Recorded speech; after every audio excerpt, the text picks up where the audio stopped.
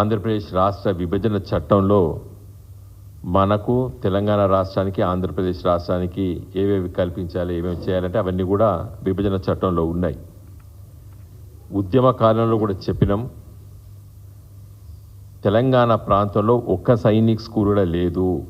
సమైక్య ఆంధ్రప్రదేశ్ రాష్ట్రంలో మరి కోరుకొండ, విశాఖపట్నంలో ఉన్నటువంటి కోరుకొండ స్కూల్ ఒకటి ఉండే. సమైక్య ఆంధ్రప్రదేశ్ రాష్ట్రంలో తెలంగాణ కావాలని చెప్పి డిమాండ్ చేసాం ఒక ఉద్యమ పార్టీగా నాటి టీఆర్ఎస్ పార్టీ. పులివెందులలో రాజశేఖర రెడ్డి గారు ముఖ్యమంత్రిగా ఉన్నప్పుడు వారు ఒకటి అక్కడ ఏర్పాటు చేసినప్పుడైతే టీఆర్ఎస్వి స్టూడెంట్స్ వింగ్తో పాటు మా పార్టీ కూడా చాలా తీవ్రంగా మేము దానిపైన ఖండించినాము. తెలంగాణలో ఏర్పాటు చేయాలని చెప్పి కూడా డిమాండ్ చేశాం. తదనంతరము కిరణ్ కుమార్ రెడ్డి ముఖ్యమంత్రి అయినప్పుడు మళ్ళా ఆయన జిల్లాకు ఆయన ఇంకొకటి పట్టుకపోయాడు. సమైక్య ఆంధ్రప్రదేశ్లో 3 సైనిక్ స్కూల్స్ వస్తే 3 ఇప్పటి ఆంధ్రప్రదేశ్లోనే నెలకొల్పారు. తెలంగాణ ప్రాంతంలో నాడు, తెలంగాణ రాష్ట్రంలో నేడు ఒక్క సైనిక్ స్కూల్ కూడా లేదు. ఈ దృష్టిలో పెట్టుకొని మరి తెలంగాణ తొలి ముఖ్యమంత్రి కేసీఆర్ గారి నాయకత్వాన మేమందరం ఆనాటి ఎంపీలుగా మరి కేంద్ర ప్రభుత్వం దగ్గరికి వెళ్ళి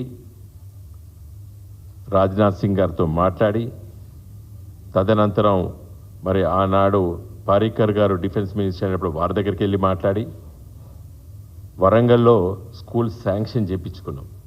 సైనిక్ స్కూల్ మొదటిగా భూమి ఇస్తే సరిపోతుందంటే భూమి మరి వాళ్ళకు సర్వే చేసి చూపించడం జరిగింది. తదనంతరము ఒక కుర్రీ పెట్టిండ్రు, బిల్డింగ్లు మీరే కట్టాలి, తర్వాత ప్రతి సంవత్సరం జరిగేటువంటి రికరింగ్ ఎక్స్పెండిచర్ అంటే జీతభత్యాలు, టీచర్ల జీతభత్యాలు, ప్రిన్సిపల్ కొద్ది జీతభత్యాలు, చాక్ పీసులతో పాటు మీరే పెట్టాలని చెప్పి కేంద్ర ప్రభుత్వం మనకు లేఖ రాస్తే మరి ఆనాటి ముఖ్యమంత్రి, తెలంగాణ తొలి ముఖ్యమంత్రి కేసీఆర్ గారు నిరసన తెలియజేస్తూ ఒక సుదీర్ఘమైన లేఖ రాసినాం.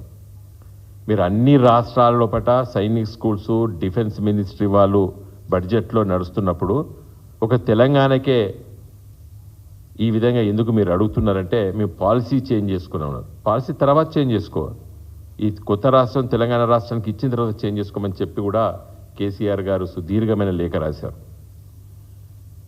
సరే, అది అట్లుండే శాంక్షన్ అయింది, వరంగల్కి ల్యాండ్ చూపించినాం, కానీ ఎవరు దాని ఎక్స్పెండిచర్ భరించాలనే దగ్గర ఆగింది. మరి మొన్న కాంగ్రెస్ అధికారంలోకి వచ్చింది. తొలి రోజుల్లోపట మరి ముఖ్యమంత్రిగా బాధ్యత తీసుకున్న రేవంత్ రెడ్డి గారికి సూచనప్రాయంగా మీ మిత్రుల ముందు, పత్రికా మిత్రుల ముందు నేను మాట్లాడినా. ఆనాడు కూడా గెలిచి నా ఎంబడే ఉండే. నేను మాట్లాడితే ఆయన కారడ్డం ఆడాడు. ఆ వినోద్ కుమార్ మొహం అద్దంలో చూసుకోమని చెప్పు, 10 ఏళ్ళు అయింది, ఎటుపోయింది సైనిక్ స్కూలు, ఉద్యమంలో కూడా బాగా మాట్లాడిండు అని చెప్పి ఒక వ్యంగ్యంగా నా పైన మాట్లాడాడు. సరే చూద్దాం, కొత్తగా అధికారంలోకి వచ్చిండు, మేము ఓడిపోయినాం అని చెప్పి నేను కామ్గా ఉన్నా ఈ 16 నెలలు. నేను కూడా ఇప్పుడు అనొచ్చు, కానీ నేను అనను. ఆయనకంటే ఎక్కువ కూడా మాట్లాడచ్చు, కానీ నేను అనను. ఎందుకంటే అధికారంలో ఉంటాం పోతాం, కానీ బాధ్యతాయుతంగా మాట్లాడాలి, బాధ్యతాయుతంగా పనిచేయాలి. నేను అధికారం లేను, నేను ఓడిపోయినా, అయినా ఒక బాధ్యతాయుతమైనటువంటి ఒక రాజకీయ నాయకుడు, రాజకీయ పార్టీ తరఫున చెప్తున్నా, మిస్టర్ రేవంత్ రెడ్డి, మీ ప్రభుత్వం పోయి కలిసి రేపే వచ్చినట్టు మాట్లాడినరు. ఏది సైనిక్ స్కూల్, సరే వరంగల్ కాదు, ఇక్కడ బొల్లారంలో పెడతాం, కంటోన్మెంట్లో పెడతామని చెప్పారు. సరే ఎక్కడో దగ్గర వస్తుంది పిల్లలు చదువుకోవడానికి కదా అనుకున్నాం. ఇప్పటి వరకు 16 నెలల దానిపైన ఒక్క అడుగు కూడా ముందుకెళ్ళలేదు. ఎప్పుడైతే కేసీఆర్ గారు లేఖ రాసినరో ఆ లేఖ తర్వాత మళ్ళీ ఇంతవరకు ఈ రాష్ట్ర ప్రభుత్వం తరఫున ఒక్క అడుగు కూడా ముందుకెళ్ళలేదు ఈ 16 నెలల లోపట సైనిక్ స్కూల్ విషయం లోపట. పైపెచ్చు ఏమైందంటే ఉన్నది పోయింది, ఆఖరికి ఇదివరకు ఉన్నటువంటి అవకాశాలు కూడా పోయినాయి మన పిల్లలకి. ఏంది, నిన్న group captain ministry of defence Sainik school Korukonda అంటే ప్రిన్సిపాల్ అనుకోండి, ఆయన ఏం రాస్తాడు, ప్రెస్ రిలీజ్ చేస్తాడు.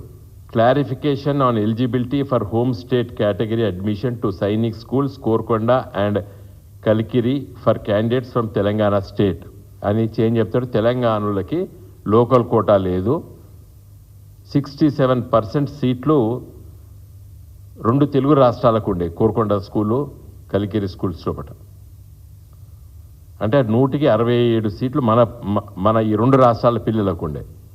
ఇప్పుడు తెలంగాణ పిల్లలకు బంద్ అవుతాయి. ఈ 67% కేవలం ఆంధ్రప్రదేశ్ పిల్లలకే పోతాయి. తెలంగాణ పిల్లలు మిగతా 27 రాష్ట్రాలతో పోటీ పడి ఆ మిగిలిన 33% సీట్లలో పోటీ పడాలి.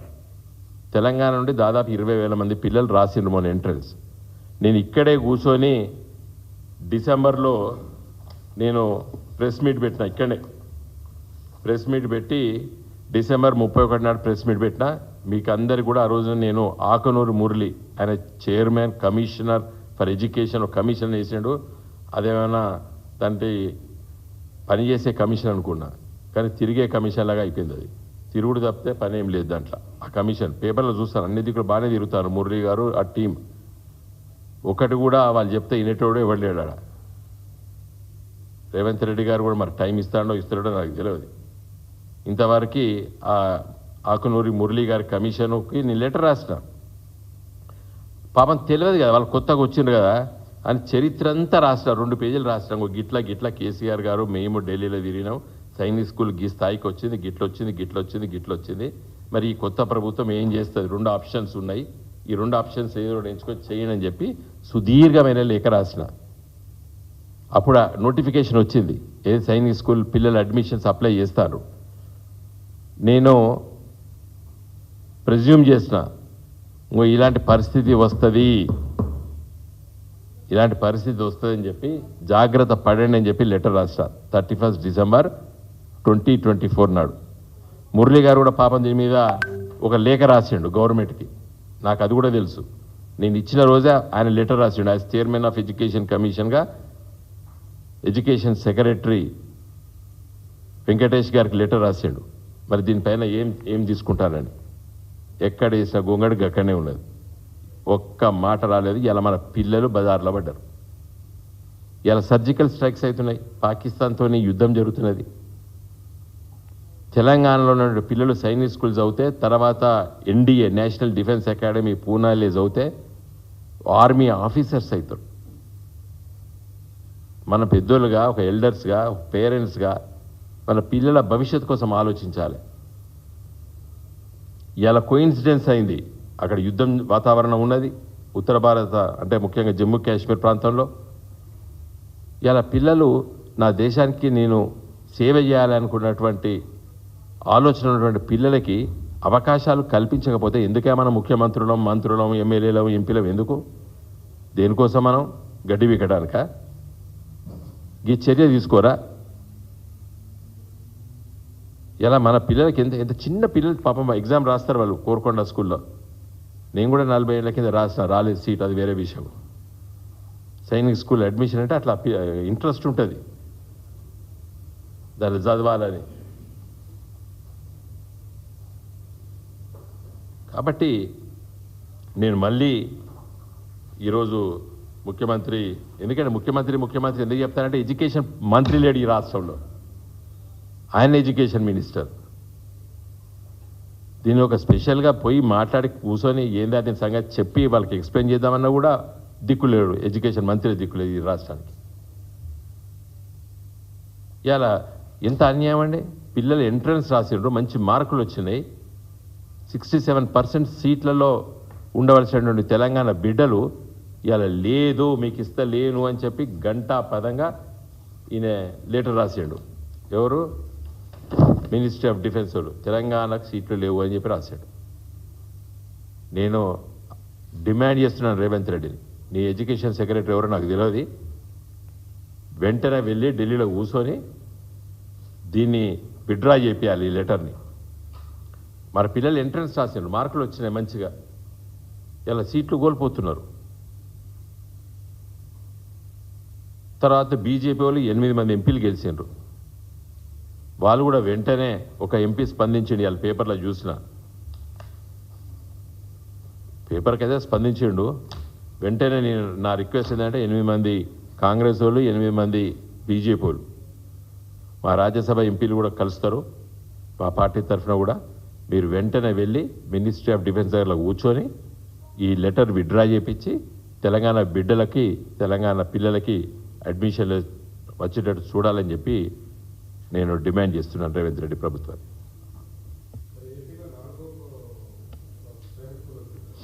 అవును, విజయవాడకు వచ్చినట్టు పేపర్లో చదివినాను. ఆంధ్రప్రదేశ్ రాష్ట్రంకు 4 సైనిక స్కూల్, ఇదివరకే 3 ఉన్నాయి, కొత్తగా నిన్న మళ్ళోటి వచ్చింది చంద్రబాబు నాయుడు. అందుకే కేసీఆర్ చెప్పిండు, అరే ఎంపీలను గెలిపినరా ఢిల్లీలో ఉంటే మన రాష్ట్రానికి వస్తాయంటే మరి ప్రజలు మోడీ మోడీ అన్నారు, ఓట్లేసారు.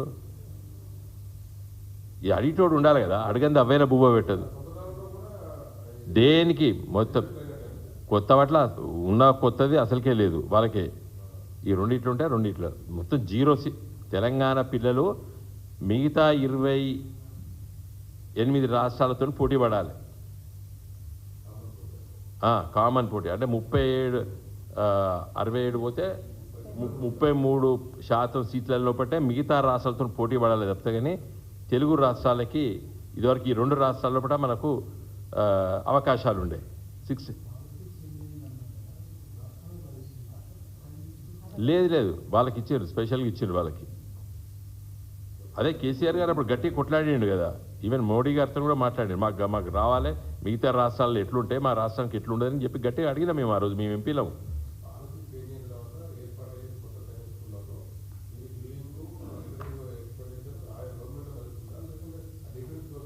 ఇప్పుడు ఆంధ్రప్రదేశ్ రాష్ట్ర ఈ 4వ సంగతి నాకు తెలియదు, నిన్న విజయవాడ సంగతి నాకు తెలియదు. ఇక్కడ ప్రైవేట్ పీపీపీ మోడల్ అన్నారు, బహుశా అది ఎట్లొచ్చిందో 4వ సైనిక్ స్కూల్ నాకు తెలియదు.